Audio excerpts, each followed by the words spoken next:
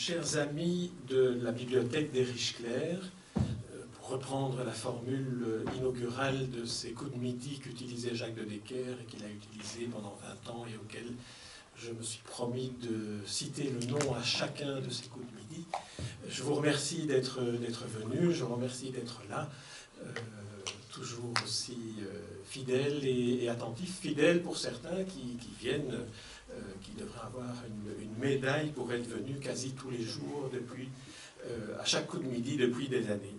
Alors aujourd'hui, l'invité des coups de midi et que j'ai vraiment un grand bonheur à recevoir est Colette Nice-Mazur. Alors c'est un peu absurde d'une certaine manière de tenter de la présenter, d'une part parce que tout le monde la connaît, et d'autre part parce qu'elle est tellement multiple, diversifiée, présente, attentive, et qu'elle a une œuvre tellement considérable qu'il est parfois un peu difficile de dire ce qui pourrait être essentiel la concernant. Alors, en ce qui me concerne, j'ai imaginé deux mots qui pourraient peut-être la désigner et que je vais lui soumettre immédiatement. Ce sont deux mots et deux expressions qui se trouvent en exergue du site que je vous invite à aller visiter.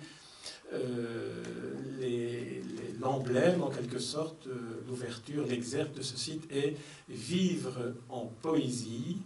Et la deuxième exergue est « Ne jamais attendre, mais toujours espérer ». Alors, vivre en poésie, ma chère Colette, est-ce qu'on pourrait dire que c'est un pari, un projet que vous avez mené depuis que vous avez commencé à écrire et que vous continuez de jour en jour? Mais... Le micro. Ah oui, pardon. Vivre en poésie, pour moi, je ne sépare jamais de vivre, lire, écrire. Pour moi, c'est vraiment trois verbes. Je trouve que le fait de lire aide à écrire mieux, enfin mieux, à écrire davantage, que le fait d'écrire permet d'être meilleur lecteur, que vivre alimente la lecture et l'écriture. Donc pour moi, c'est vraiment trois éléments importants. Et c'est certain que dans l'écriture, ce que je préfère, c'est la poésie. Au fond, j'ai écrit un peu de théâtre, mais c'est du théâtre très poétique, parce que dans la poésie, je trouve qu'il y a une économie de moyens. Il y a une façon de ne pas se payer de mots, mais d'aller au cœur des choses. J'ai toujours été émerveillée par la puissance, par exemple, de quelques mots juxtaposés. Il y a un poète suisse que j'admire beaucoup, qui dans un distique révèle tout un monde. Il dit « Je me retourne, le lilas est en fleurs ». Le fait de me retourner, c'est une action volontaire, je me retourne, le lilas est en fleurs. C'est quelque chose qui dure le temps de la floraison du lilas. Mais le fait qu'il n'y ait rien entre les deux, on se demande si c'est moi qui, en me retournant d'un coup de baguette magique, ai fait fleurir le lilas, ou bien si je me retourne parce que le parfum du lilas m'a bouleversée, je me suis dit, tiens, il y a un lilas derrière moi. Donc, pour moi, c'est l'essence même de la poésie, c'est cette économie de moyens et la place qui est laissée au lecteur. Parce que quand j'ai lu ça la première fois, je me suis dit, c'est audacieux, et puis on retrouve ça dans les haïkus. Hier matin, il faisait splendide, je me promène, je me dis à moi-même, même mon ombre est de bonne humeur, matin de printemps. C'est un haïku de Issa. C'est vraiment ce qu'on ressent, cette espèce d'allégresse du corps et du cœur, rien qu'à respirer, avoir la floraison. Et donc, même mon ombre est de bonne humeur, matin de printemps. Il n'y a pas moyen d'être...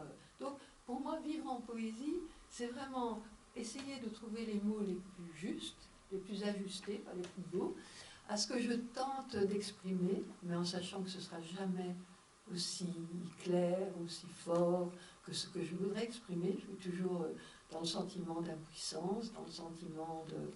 Ça pourrait être plus précis, plus ajusté. Et en même temps, les mots des autres me viennent. Je connais énormément de poèmes des autres par cœur, alors que je suis incapable de retenir les miens. Je crois que de tout ce que j'ai écrit, je connais par cœur 2 de mes poèmes. Les autres, c'est toujours un cadeau et qui s'incruste en moi. Par exemple, vous connaissez certainement Werner Lambercy, le poète qui est mort il y a très très peu de temps. J'ai souvent rencontré, j'étais avec lui en Slovaquie juste avant le virus.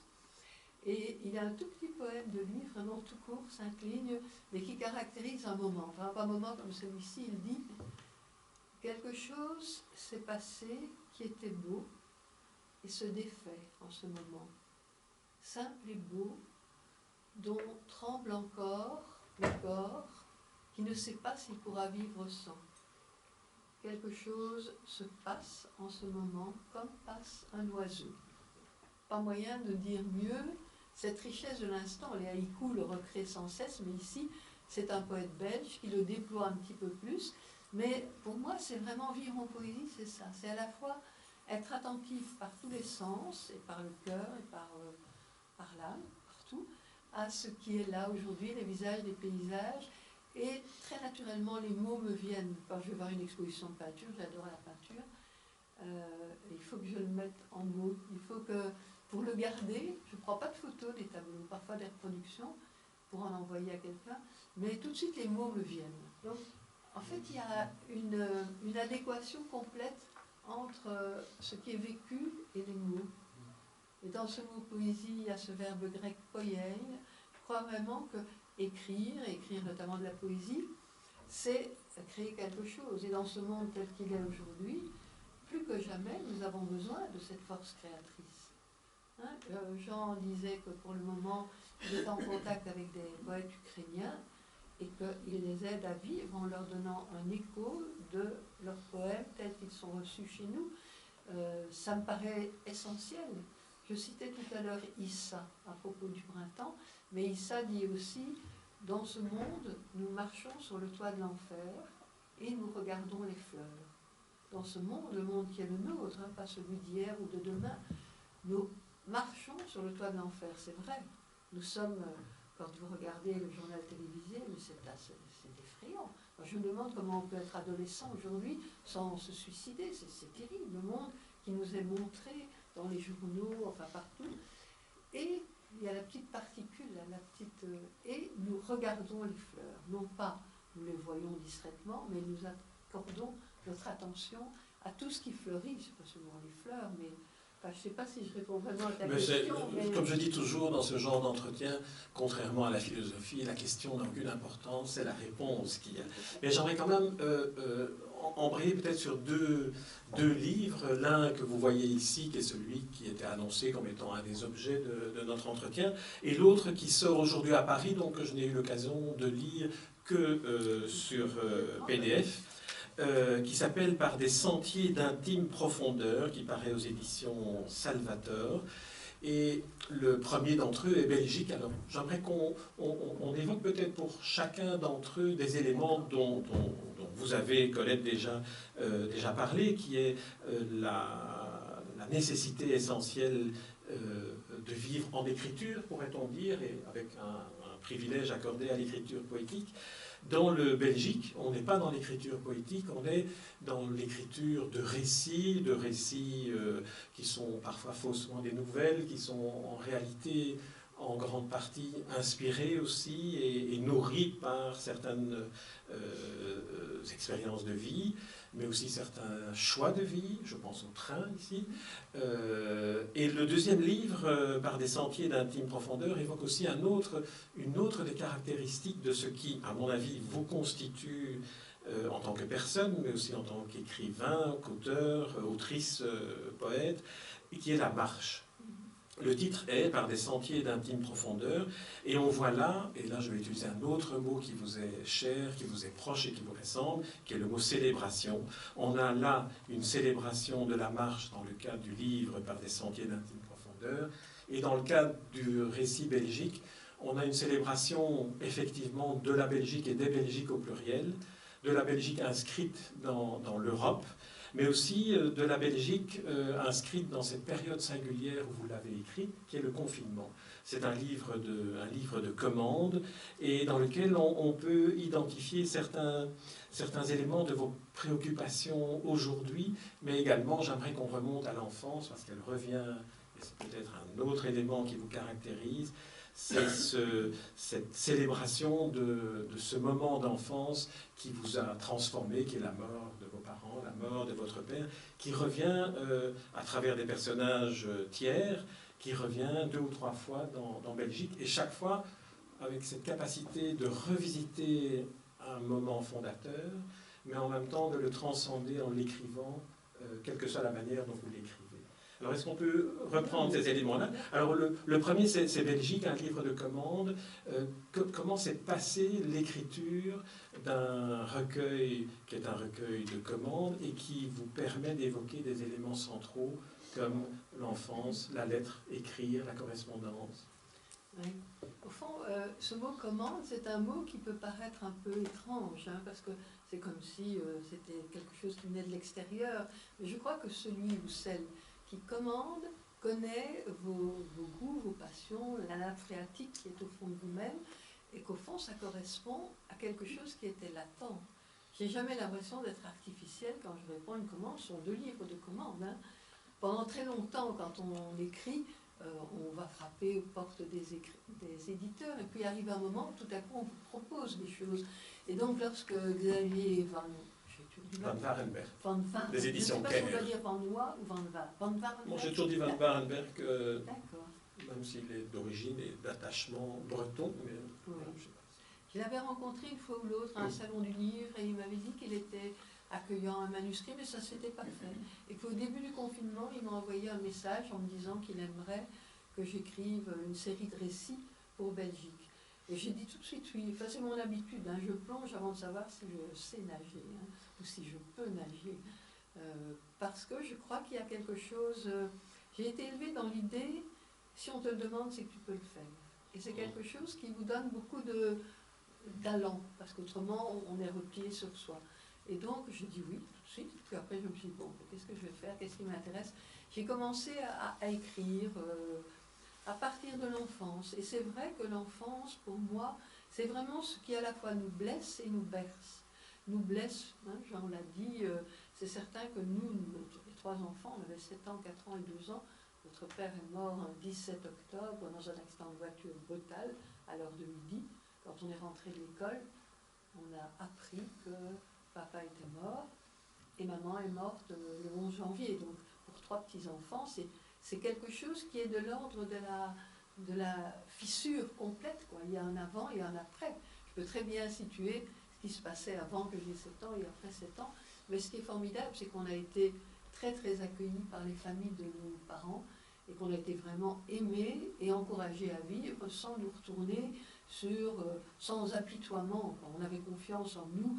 C'était terrible, c'était un malheur, mais on pouvait le dépasser. Et au fond, ça donne une espèce de confiance. Donc j'ai été prof pendant beaucoup d'années, 39 ans, et ça m'a donné la confiance dans les capacités de mes élèves.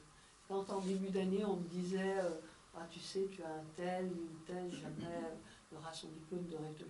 Oh là, vous allez voir, par le théâtre, par 36 choses, on peut captiver des ados. Donc c'est à la fois un malheur, mais c'est aussi une force. Et je trouve, c'est pour ça que je suis tellement attachée à ces 2 notions de dénoncer le mal, le malheur, mais aussi célébrer tout ce qu'il y a de bon dans l'existence. Et donc, L'Enfant Neuf, ce livre-ci, est né au fond d'un retour dans ma ville de naissance, à Wavre. J'étais allée, il y avait énormément de monde, et dans ce monde, beaucoup de personnes qui avaient connu mes parents, qui m'apportaient des lettres, des photos, et donc ça a provoqué en moi un choc. La nuit, je n'ai pas dormi, et j'ai écrit spontanément, après j'ai retravaillé bien sûr, mais tout ce qui était dans le disque dur de ma mémoire, toutes ces odeurs, tout ce que j'entendais quand j'étais enfant. Donc l'enfance pour moi c'est un territoire, je suis sans nostalgie vis-à-vis de l'enfance, je suis plutôt dans l'ordre de la gratitude, parce que mes parents m'ont vraiment aimé, m'ont désiré, m'ont aimé, et ceux qui les ont relayés nous ont aimés. Donc ça c'est quelque chose de fondamental.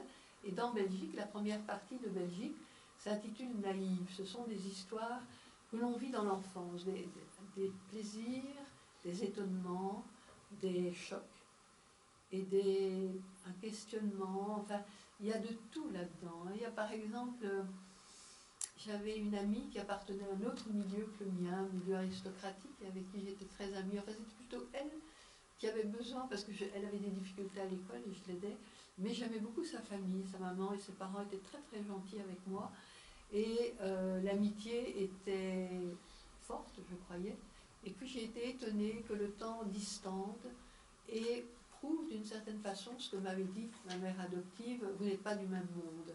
Elle ne m'a pas invitée à son mariage, et ça a été un choc, ça. Je me suis dit, mon Dieu. Et puis elle ne m'a... Alors après, j'ai inventé, ça c'est vrai, cette histoire. Mais après, il y a beaucoup de choses inventées là-dedans. Hein. C'est un peu le principe aussi de ces nouvelles, on part d'éléments il y a un embryon vécu, et après on... C'est pas on... brodé, c'est tout à coup développé les possibles. De là. Oui, voilà. Oui. Donc il y a une première partie naïve avec ses beaux et ses mauvais côtés. Et puis alors il y a une partie hospitalière, parce que j'ai beaucoup de membres de ma famille qui sont en seigneurie. Par exemple, dimanche dernier, nous étions 10 à la maison, dont la moyenne d'âge était autour de 85 à 90 ans, 92.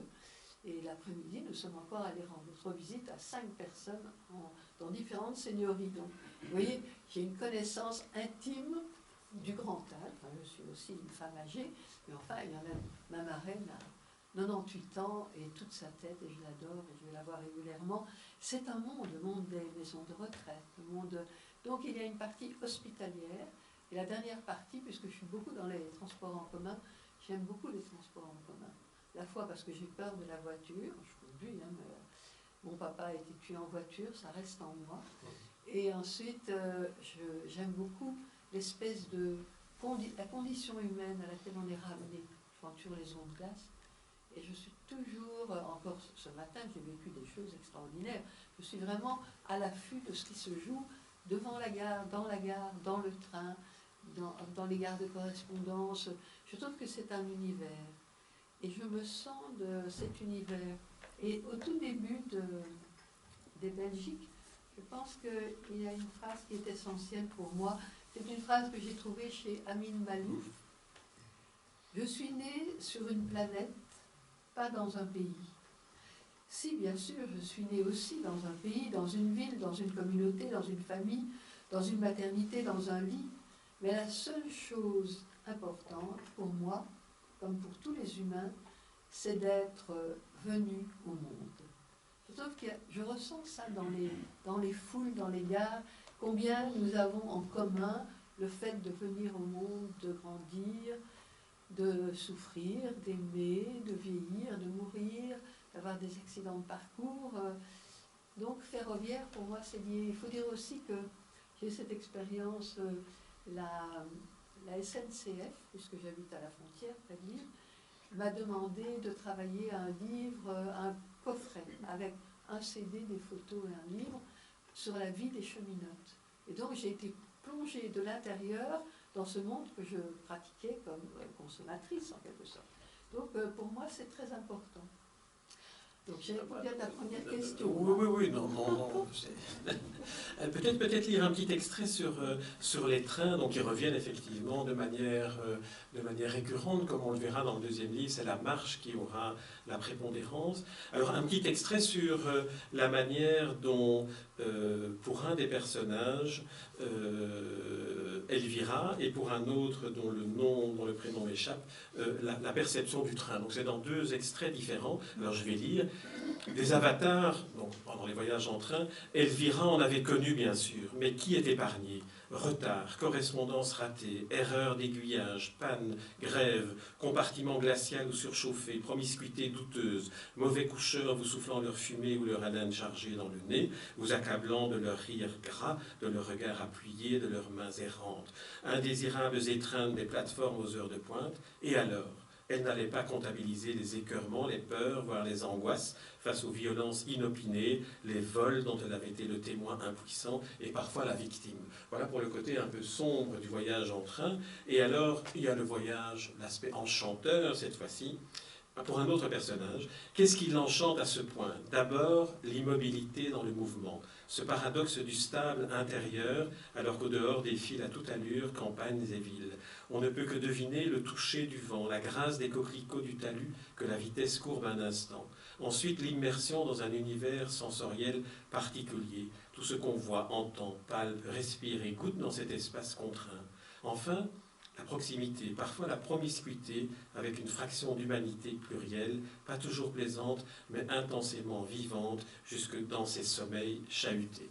Alors là, on a deux manières de voir. J'imagine un voyage en train qui ne s'est pas très bien passé à un moment donné, qui évoque les souvenirs un peu durs, et puis la grâce absolue de ces déplacements, le mouvement, l'immobilité dans le mouvement. Oui, et justement, je viens d'avoir une commande d'un éditeur qui a créé une nouvelle collection qui s'intitule Déplacement. Et alors d'office, l'éditeur m'a dit, tu prendras le déplacement en TER. Donc pas TGV, hein, mais TER. Ce petit train que je prends régulièrement entre Tournai et Lille, et qui fait une demi-douzaine de stations, et qui est peuplé d'étudiants et de navetteurs, comme on dit en Belgique, mais pas en France. Et j'adore ça. Ça me plaît. Donc, vous voyez, il connaît ma passion des trains, donc c'était typique. Mais c'est vrai que j'ai connu le pire et le meilleur. Hein. Une nuit dans un train en panne, surveillé par un garde avec un chien loup, et on grelotte dans le train. Mais à côté de ça, comme c'est agréable d'avoir les cheveux blancs, jamais on est debout. Il y a toujours quelqu'un qui dit, vous voulez vous asseoir, ou bien qui dit, vous voulez que je porte votre valise? Magnifique. Non, j'aime les trains. Alors il y a un autre aspect qui est récurrent, mais je pense à me souvenir des autres livres que j'ai lus. Si vous allez sur mon site, vous verrez, il y a 6 ou 7 interviews de Colette Nice-Mazur, mais échelonnées depuis une quinzaine d'années environ.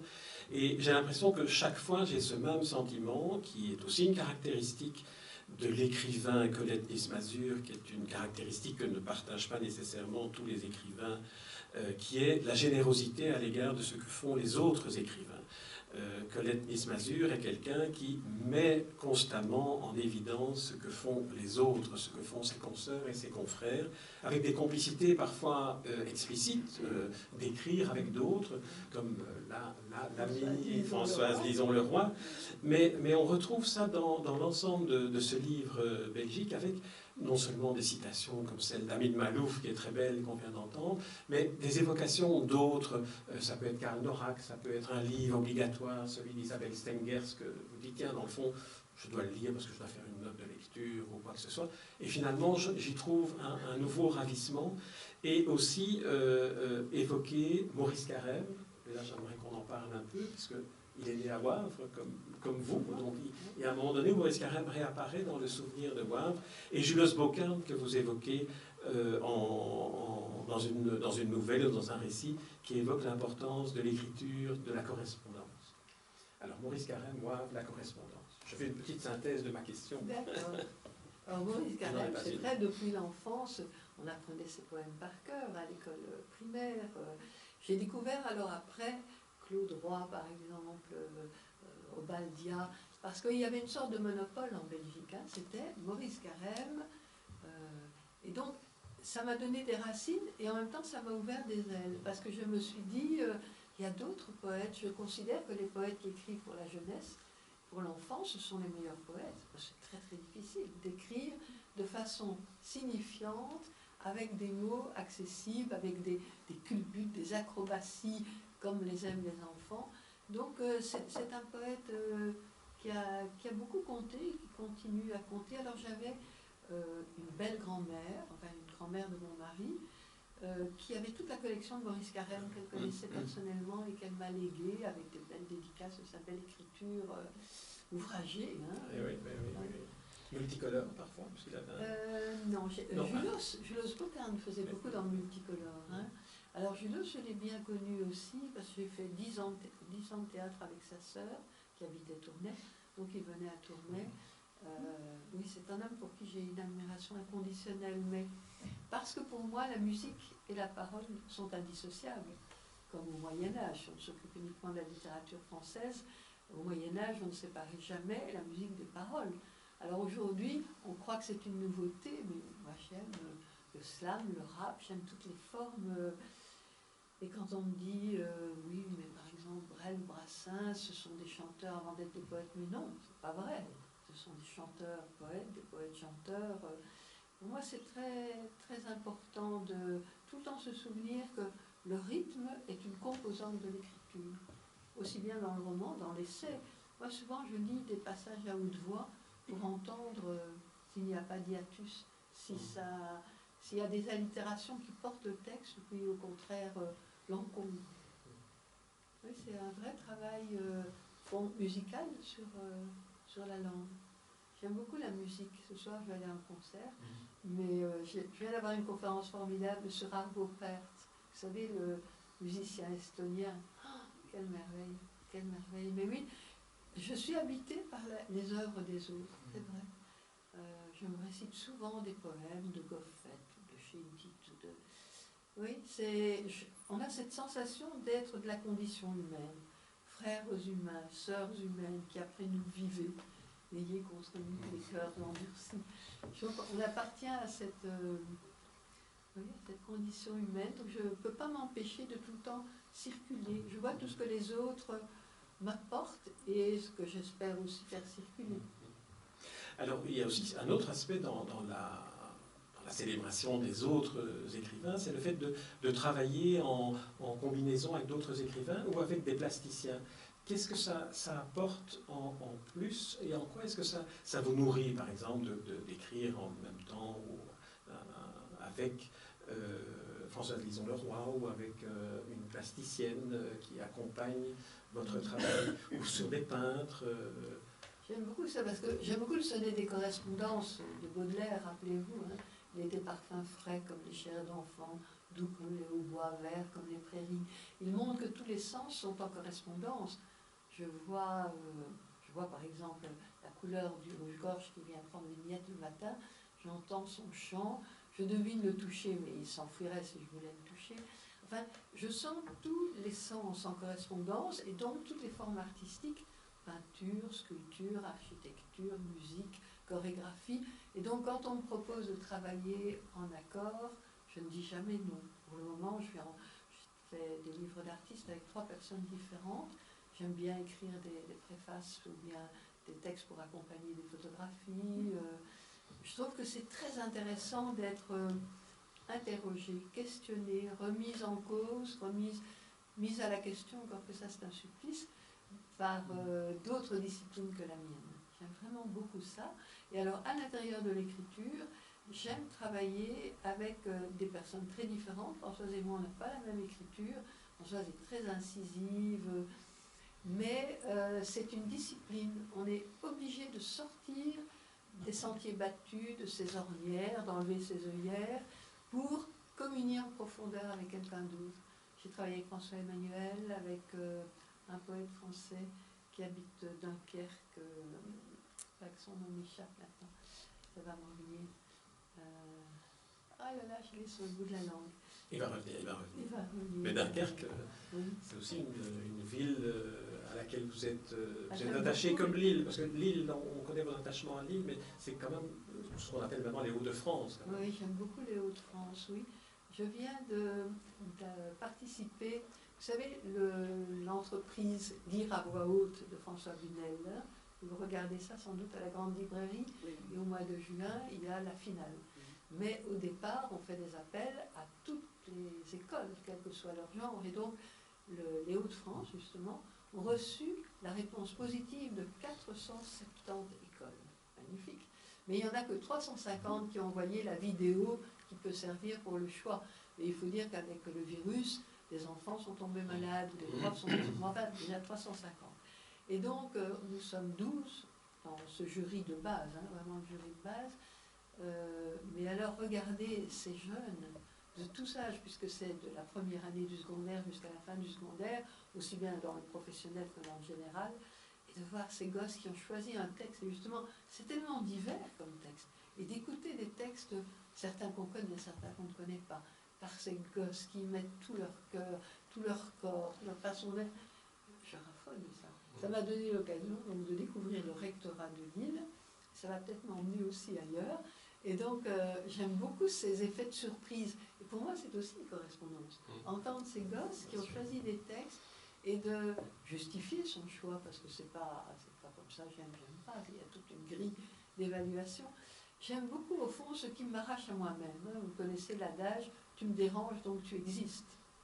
J'adore être dérangée, dépaysée, emmenée où je ne croyais pas aller. Et je trouve qu'après le confinement, il y a eu un peu le réflexe, on avait tellement eu l'habitude, à part ma marche quotidienne, d'être interdit de train, de métro, de RER, etc., que j'avais une soif d'insolite, Je dois dire que j'ai été gâtée parce que la première sortie a été assez bouleversante et c'est bien, c'est bien.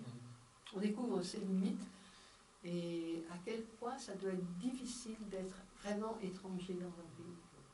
Oui, là on touche à des valeurs fondamentales. Ça aussi, vous êtes tellement attentive à tout ce qui vous entoure, à tous ceux qui vous entourent, les inconnus, les personnes rencontrées au hasard dans les voyages en train, comme on a vu. Mais je crois que je dois beaucoup à une sœur de mon père qui a élevé mon petit frère et ma petite sœur et qui m'emmenait chaque année un mois en vacances dans les Ardennes et puis à Pâques 15 jours à la mer. Et c'est une femme qui était très musicienne, très grande lectrice et qui a vraiment décuplé chez mon frère, ma sœur et moi ce sens aigu des sensations. Combien, au fond, on passe à côté des odeurs, de tout ce qui s'entend. Moi, j'ai une reconnaissance infinie. Parce que j'ai l'impression qu'elle m'a permis de vivre plus fort, plus intensément.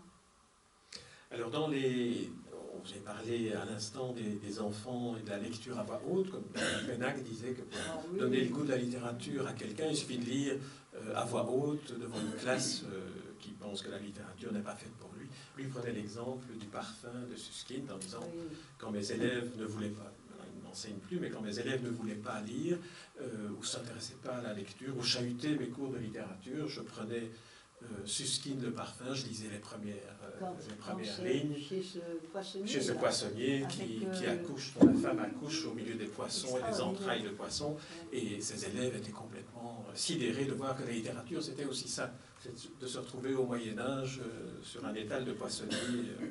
Mais j'aimerais qu'on évoque un autre type d'appréhension de la littérature, pas seulement la lecture à voix haute, mais vous y avez fait allusion, et ceux que vous appelez les parceuristes, ceux qui apprennent par cœur et qui peuvent, comme vous, et là on va passer au deuxième livre, notamment en marchant, réciter des poèmes, laisser ruisseler les poèmes, dites-vous, au fil de la marche. Alors qu'est-ce que ça apporte, le fait d'apprendre des poèmes et de pouvoir les redire pour accompagner la marche? Oui, dans l'enfance, comme vous autres, je suppose, vous avez étudié des poèmes à l'école, hein, et que c'est un plaisir, je m'en souviens encore. Mais alors, je me suis rendu compte que c'était en train un peu de se perdre. Et donc, avec mes élèves, puisque j'ai enseigné 39 ans, chaque semaine, je leur faisais apprendre un texte par cœur. Surtout des poèmes, mais aussi, par exemple, une scène de théâtre, ou la première page d'un roman, ou un fragment de Roland Barthes, etc. Donc je me rendais compte que c'était essentiel. Puis j'ai appris des poèmes à mes enfants, mes petits-enfants. J'avais une petite fille qui faisait des cauchemars. Alors elle venait dans le lit, elle disait « je ne peux pas dormir, j'ai des cauchemars ». Je lui dis « attends, je vais t'apprendre un poème d'Apollinaire ». Donc l'adieu d'Apollinaire, c'est un quintile. « Oh, j'aime bien la poésie ». Alors elle le répétait tout de suite, hein, les enfants, ça entre comme dans du beurre. Hein. Puis après ça, je dis, je vais t'apprendre un poème de Desnos. Le poème, il faut réciter Apollinaire, Desnos. Elle disait, ah, j'aime vraiment bien la poésie. Je crois qu'elle aimait aussi beaucoup être dans le lit. Mais enfin, voilà. Après, au bout de 4-5 poèmes, elle disait, ouais, maintenant, je peux aller dormir. Donc, je crois à ce pouvoir du poème qu'on incorpore. Hein, parce qu'il y a eu cette idiote à un moment dans les écoles, apprendre par cœur, ne pas apprendre. Je suis convaincue que c'est essentiel. Alors, j'ai découvert à Arles, où habite notre 5e enfant, qu'il y avait un petit magasin de livres de seconde main tenu par un gars du théâtre, qui pourra nous dire un tout petit peu ses fins de mois, ouvrait sa librairie à tout qui voulait venir dire des poèmes par cœur. C'était le vendredi, si je ne me trompe pas, de 5 à 6, vient qui veut, et ça tourne comme ça, et puis on boit un verre, chacun apporte quelque chose à boire. Alors je me suis dit, c'est magnifique, je vais installer ça, tourner là-dessus. Je reçois une invitation du Centre Wallonie-Bruxelles pour aller écouter Guy Goffet qui sortait. Il avait eu des ennuis de santé sérieux et on voulait le mettre à l'honneur et donc il était là. Et il y avait 3 femmes, une jeune, une moyenne et une âgée, qui ont dit pendant 1 heure des poèmes de Goffet par cœur. Et puis Goffet s'est levé alors qu'il avait un petit peu de gêne à ce moment-là. Il a dit aussi des poèmes par cœur. J'ai trouvé ça absolument magnifique. La salle était remplie.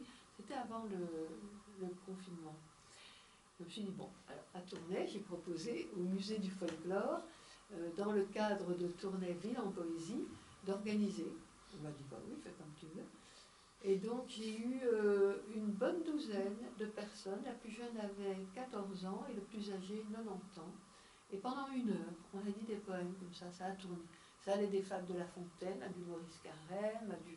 Enfin, et donc, je me suis rendu compte qu'être parkeuriste, c'est vraiment une passion. Et oui, j'aime bien cette idée-là. J'aime bien... ça n'a rien de mécanique, au contraire. Ce sont des textes qu'on incorpore et qui nous accompagnent toute la vie. Moi, il y a des moments où des poèmes, le matin, si je n'ai pas envie de me lever, ce qui est rare, parce que j'aime bien l'aube, je pense à Valérie, le vent se lève, il faut tenter de vivre. Hein. Il y a comme ça des mots pour tous les jours. On disait autrefois que les Russes connaissaient des poèmes pour chaque saison. J'espère que c'est encore vrai. Je doute que M. Poutine connaisse un poème. Je ne sais pas si M. Poutine est russe. Non, je ne sais pas. En tout cas, il n'appartient pas à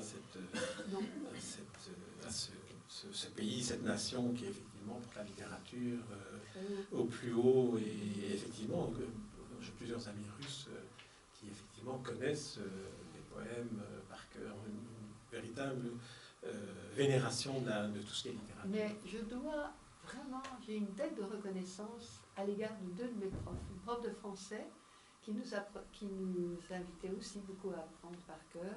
Elle récitait les nuits de Musset comme ça. Et alors un prof de latin qui était aussi mon prof de français.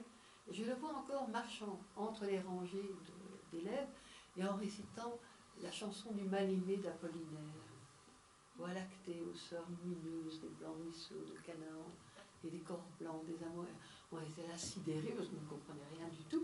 Mais comme on l'aimait lui, on se disait ça doit être bien. Alors j'ai été opérée à 14 ans et pendant ma convalescence, j'ai appris la chanson du mal-aimé et le bateau-ivre par cœur.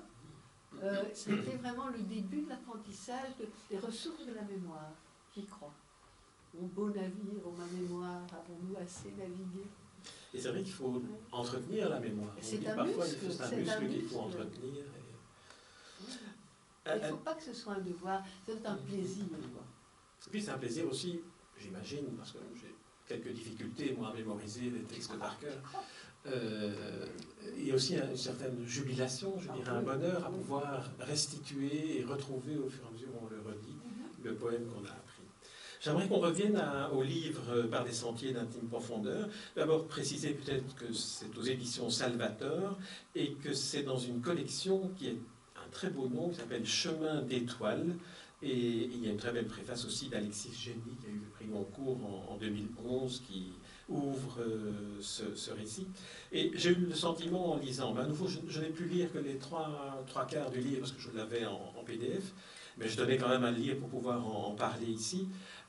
J'ai eu le sentiment à un certain moment, en lisant ce livre, d'avoir aussi une sorte de masterclass d'écriture de Colette Nice-Mazur, qui nous apprend, à partir du besoin de marcher, de la nécessité de marcher et du bonheur de marcher, les parallèles qu'il y a entre marcher et lire, entre la marche et la lecture, et entre la marche et l'écriture.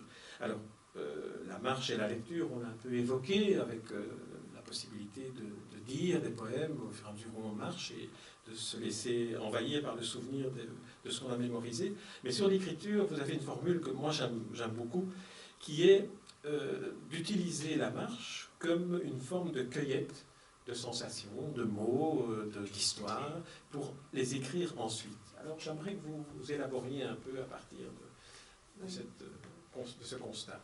Disons, j'aime beaucoup marcher en compagnie. Hein. J'ai toute une réserve de compagnes marcheuses dans laquelle je vais puiser chaque jour selon leur disponibilité. Mais quand je marche seule, alors je me parle à moi-même, mais en même temps, j'épingle des tas de choses dont on est parfois distrait quand on marche avec quelqu'un, surtout quand on est dans une conversation animée. Et donc je suis très attentive aussi bien aux mousses, aux fleurs qui résistent au béton et qui percent le béton, des petits bouts de phrases que j'entends, des scènes qu'on voit dans les rues, c'est extraordinaire, dans les rues, les chemins, tout ce qu'on croise, les chiens en liberté que leur maître essaie de rapporter, les gosses, les à vélo, enfin, il y a tellement de choses à voir. Et donc, j'ai l'habitude, par exemple, quand je mène un atelier d'écriture au long cours, par exemple 1 semaine, moi j'aime beaucoup des ateliers de longue durée, il y a toujours un après-midi où j'emmène les stagiaires dans la nature avec un carnet et quelques consignes et de prendre au vol des sensations. ou des fragments de conversation, si c'est un endroit où passent des personnes. Je pense qu'il y a quelque chose un peu comme un peintre fait une esquisse sur le motif. Il y a quelque chose qui jaillit d'imprévisible. J'ai toujours adoré ce que disait Héraclite d'Éphèse. Sans l'espérance, vous ne rencontrerez jamais l'inespéré. Quand je pars en promenade, quand je pars marcher, il y a toujours l'intime conviction que je vais rencontrer l'inespéré. Je vais croiser quelqu'un que je n'ai plus vu depuis longtemps, ou au contraire quelqu'un que je croise régulièrement parce qu'on a le même chemin. Puis je découvre que tout à coup, il y a un arbre que j'admirais qui a été fauché par la tempête. Enfin, il y a tellement de traits.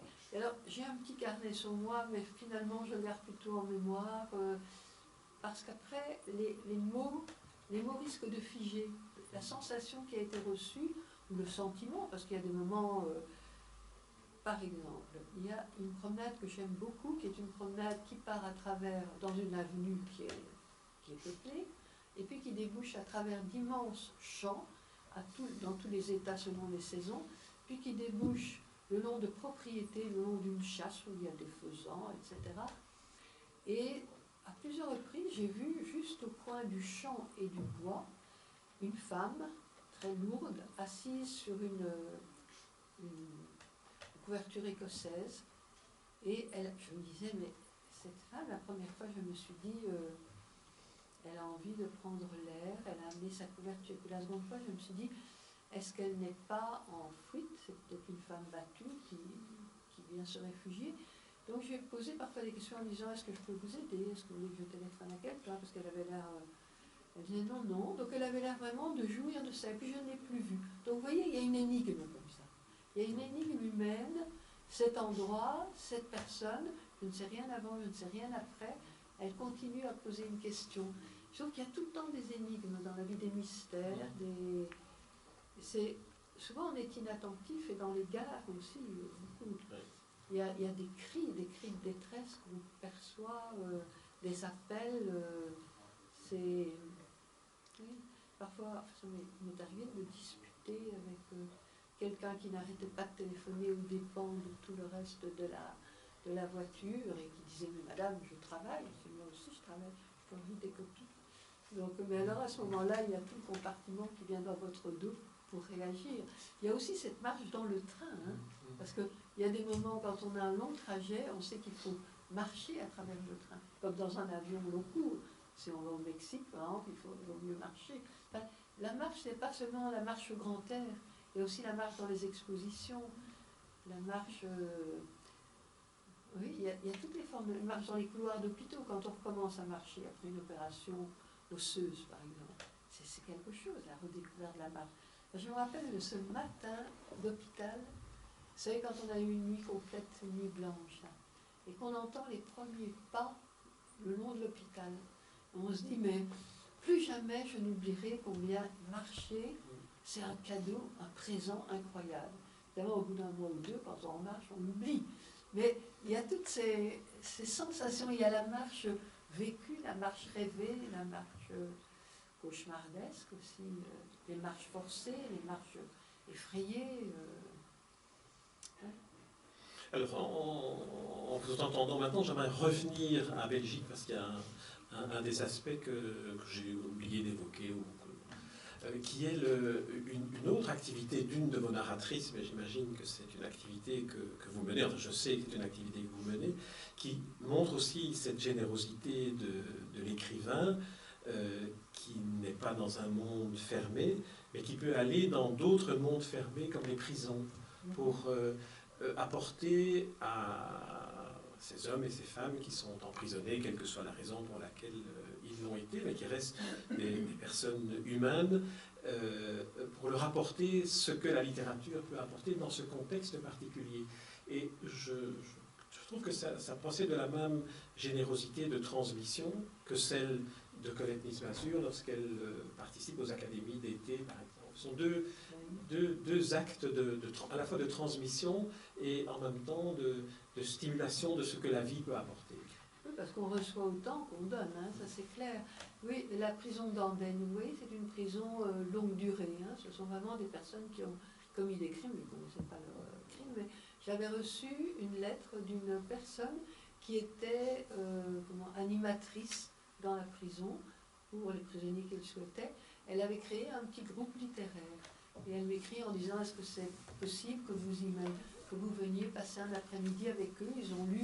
Ils avaient lu Haute Enfance, je crois. Est-ce que vous pourriez venir, tout à fait bénévolement, c'est sûr, hein.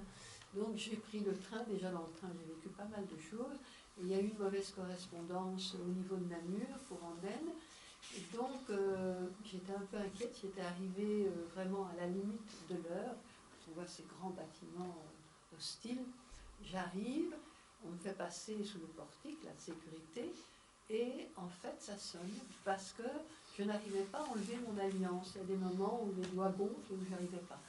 Alors le gars, vraiment intransigeant, me dit c'est inutile, tant que ça sonne, vous n'entrerez pas. J'essaie d'enlever cette alliance. Enfin, finalement, un autre gardien vient et dit mais on voit bien que l'alliance, il n'y a rien caché. Enfin bon, je passe. Je vais chez la directrice de la prison qui m'accueille aimablement, qui ne me fait pas de remarque sur le retard dû à ce passage difficile du portail. Et j'arrive au deuxième étage donc, pour rencontrer ce groupe. Et voilà que de l'autre côté de la grille, un des prisonniers me dit « Ah, on part au préau ». Non, c'était un gardien me dit « Non, madame, inutile de venir, ils partent au préau ». Et je dis « Écoutez, je viens de rencontrer la directrice, je peux venir ». Donc je tiens bon, il voit qu'il n'aura pas raison. Il dit bah, « Alors, je vais vous enfermer dans la salle tant qu'ils sont au préau ». D'accord. Donc voilà, enfermé dans la prison. Et puis à la remontée du préau, un quart d'heure après, je vois arriver une dizaine d'hommes. Il n'y avait que des hommes. Et ils s'installent et ils avaient apporté un thé marocain, un thé à la menthe, et des friandises. Et vraiment, ils étaient accueillants comme ça, ils étaient autour de la table. C'était avant le virus, donc on pouvait être assez près les uns des autres. Et on a commencé à parler de poésie, puisque Haute Enfance, c'est un ensemble de poèmes qui tournent autour de l'enfance. Puis très vite, je me suis rendu compte qu'ils avaient des connaissances. Ils me citaient Rimbaud, ils me citaient Omar Khayyam, ils me citaient...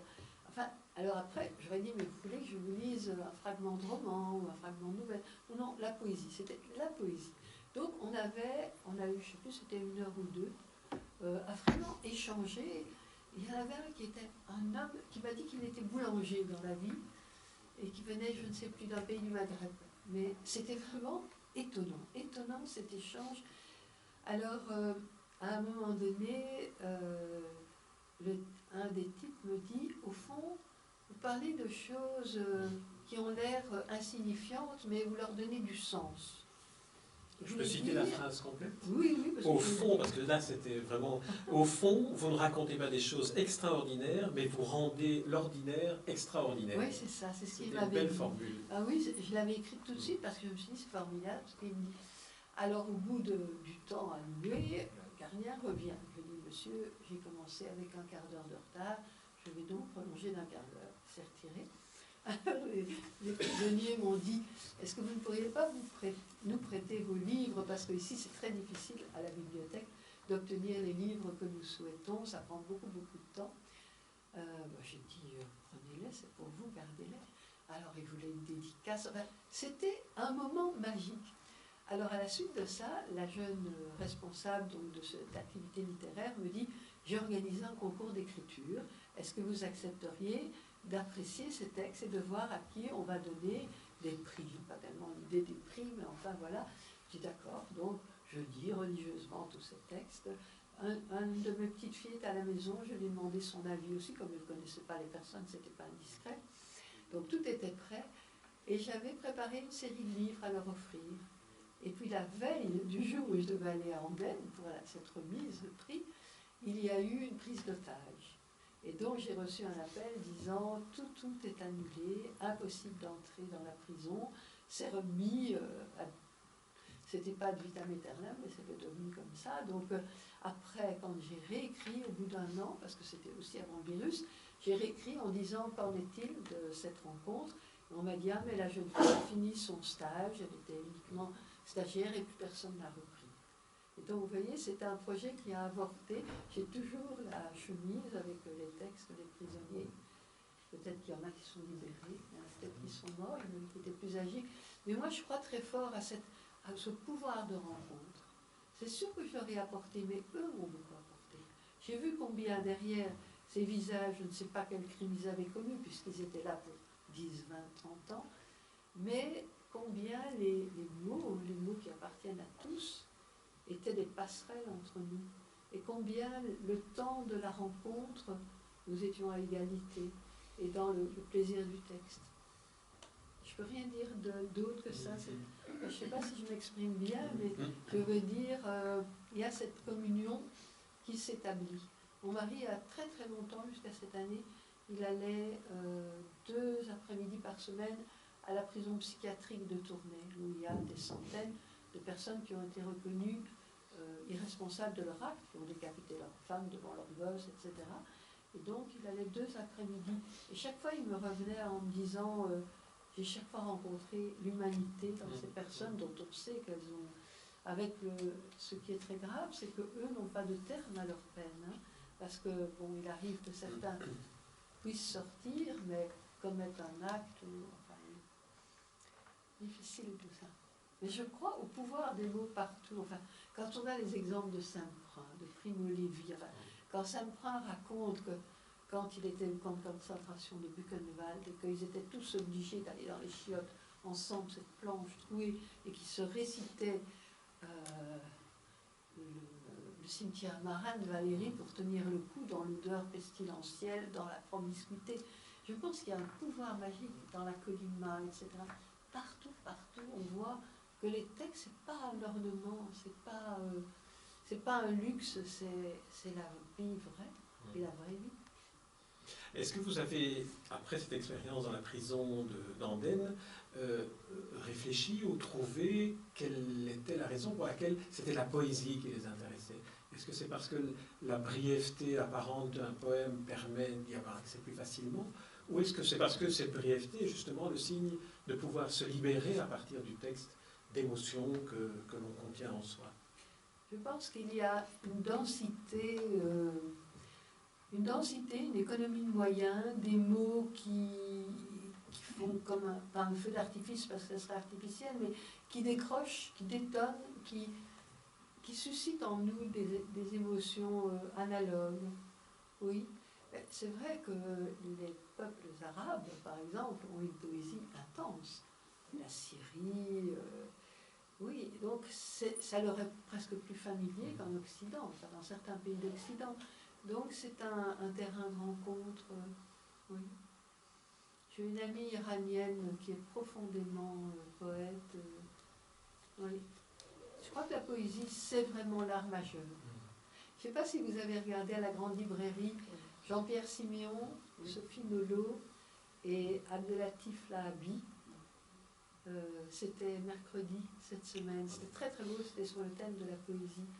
Et Abdelatif Lahabi, il a été 8 ans en prison parce qu'il était un opposant politique et donc il a été torturé, mais c'est un poète. J'ai eu l'occasion de le rencontrer parce qu'on lui a donné le prix Écriture et spiritualité, et comme j'aime la poésie, on m'a demandé de le présenter. Je me suis rendu compte que c'était quelqu'un qui avait une puissance morale, mais il a redit que c'est la poésie qui l'avait sauvé, qui avait gardé sa dignité en prison, ça c'est clair.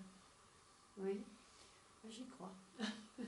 J'y crois. Alors pour terminer sur une autre forme de transmission, c'est cette académie d'été à Libramont à laquelle, je ne sais pas si vous continuez encore. Je l'ai fait pendant 10 ans et au bout de 10 ans, j'ai dit j'arrête pour laisser la place à quelqu'un d'autre. Qu'est-ce que ça apporte? Qu'est-ce que c'est l'académie d'été de Libramont et qu'est-ce que ça apporte? C'est un lieu magique. Hein. Libramont, qui n'est pas une ville splendide, qui a été dévastée par la guerre, c'est finalement une grande rue, heureusement qu'il y a les forêts. Mais ils ont l'académie d'été depuis, ça doit être maintenant 60 ans, 55 ou 60 ans. Et donc, on récupère tous les bâtiments qui servent aux professions, la boucherie, l'imprimerie, etc. Et donc, à Libramont, tandis qu'à Neufchâteau, c'est différent, à Libramont, c'est la musique, les arts plastiques et les ateliers d'écriture. Et un jour, j'ai reçu un coup de téléphone de Bernouéry, qui est un peintre connu, qui me dit, je vais choisir comme thème de mon atelier pendant une semaine le quotidien, et c'était le moment où j'avais publié Célébration du quotidien. Est-ce que vous pourriez venir lire pendant que mes stagiaires peignent? J'ai dit oui, volontiers. Donc je suis allée lire. Mais du coup, d'autres ateliers m'ont dit, mais vous ne viendriez pas chez nous, j'ai fait le tour de certains ateliers. Et l'année suivante, alors le directeur artistique m'a dit, mais si vous vouliez animer un atelier, oui, d'accord. Et j'ai commencé à animer des ateliers, mais des ateliers qui sont tout à fait particuliers, puisqu'on travaille avec les musiciens. Par exemple, on va écrire une chanson, un texte, qui va être mis en musique par un atelier d'accordéon, par exemple. On écrit un texte qui va ensuite être reproduit par l'atelier qui fabrique le papier, par l'atelier de reliure. Enfin, il y a une correspondance entre les différents arts, et puis c'est de 16 ans à 90 ans. Vous avez un public absolument vaste. J'ai un de mes cousins orthopédistes à Charleroi qui allait toujours à l'Académie d'été faire de l'aquarelle, de la peinture à l'huile. Enfin, c'est des publics mélangés. Vous avez absolument tous les niveaux sociaux, enfin, tous les genres, j'ai adoré. Mais au bout de 10 ans, j'ai dit au directeur artistique, voilà, maintenant je passe ma place à quelqu'un d'autre. Il m'a dit, oh, pas cette année, c'est le 50e anniversaire, je t'en prie, reste pour le 50e. J'ai dit, bon, je reste pour le 50e, mais après, je t'ai dit, je m'en vais. Je crois qu'il ne faut pas s'accrocher, il ne faut pas s'incruster, c'est en tout comme ça. Donc voilà, mais c'est 10 ans radieux. Et j'y suis retournée alors une fois ou deux, invitée par un autre atelier pour faire une lecture. Comme écrivain, moi j'ai invité des écrivains une journée, enfin non, un après-midi. J'ai invité des gens très très différents, des hommes, des femmes, des jeunes, des vieux. J'ai eu Armel Job qui est venu parler de son travail d'écriture. Je leur demandais de venir avec une page d'écriture en différents états, pour que les stagiaires prennent conscience du travail de l'écriture. Oh, c'est un lieu de rêve, hein. Et Neuchâteau, là, c'est la musique du monde et le théâtre. Et alors, un soir, les animateurs des deux se rassemblaient pour manger. Ah oui, j'ai vraiment aimé. Parce qu'on bénéficie de la cantine. Et donc, tout le monde remplit les tables au fur et à mesure. Et vraiment, pour moi, c'est l'utopie réalisée. Je trouvais que c'était un endroit et un projet qui vous ressemblait bien, qui couvre tous les publics, qui couvre la rencontre, qui couvre la transmission, qui est dans le monde des arts mélangés, entrelacés. Je trouvais que c'était une... Ils sont des grands musiciens. Hein. Oui, oui. Ça vole haut. Hein. Et la nuit, et le soir, de la musique tout le temps. Hein. Moi, je demandais toujours à dormir dans un des pavillons, tout près de la musique. Toute la nuit, j'avais dormi. Très bien. Colette Mazur, je propose que nous arrêtions ici cet entretien pour lequel je vous remercie. J'avais noté une citation qui se trouve, je ne sais plus dans lequel des deux livres maintenant, de Gilles Baudry, qui dit « Va vers toi-même ». Et je trouve que c'était aussi une manière de vous définir, en plus des célébrations, de la générosité, de la poésie. Et j'aurais voulu terminer cet entretien comme je l'avais commencé en évoquant la mémoire de Jacques de Decker. Je voudrais cette fois-ci le terminer en évoquant une anthologie qu'un de mes amis vient de traduire, lui-même est poète, il vient de l'éditer en France. C'est une traduction en français d'une anthologie de poésie ukrainienne. Sur mon site, vous trouverez toutes les références de cette anthologie.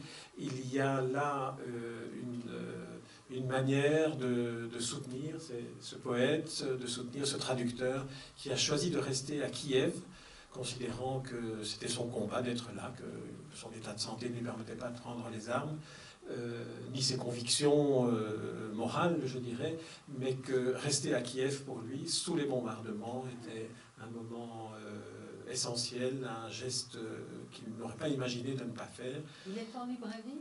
Et il vient de sortir en librairie, il est en librairie, et maintenant le titre de l'anthologie m'échappe, mais vous la trouverez sur mon site. Et lorsque j'ai eu le plaisir de l'interviewer, il était dans sa maison, il s'était habillé en costume cravate, très digne. La maison voisine de la sienne était incendiée par le missile qui était tombé pendant la nuit sur la maison qui était juste à côté de celle d'où il m'interviewait, d'où je l'interviewais. Et voilà, je me suis dit que c'était une manière aussi de terminer cet entretien, d'évoquer ce collègue poète. C'est une façon aussi de soutenir l'Ukraine. Merci Colette, merci infiniment. Merci à vous d'être toujours présent, fidèle, attentif. Voilà, merci beaucoup.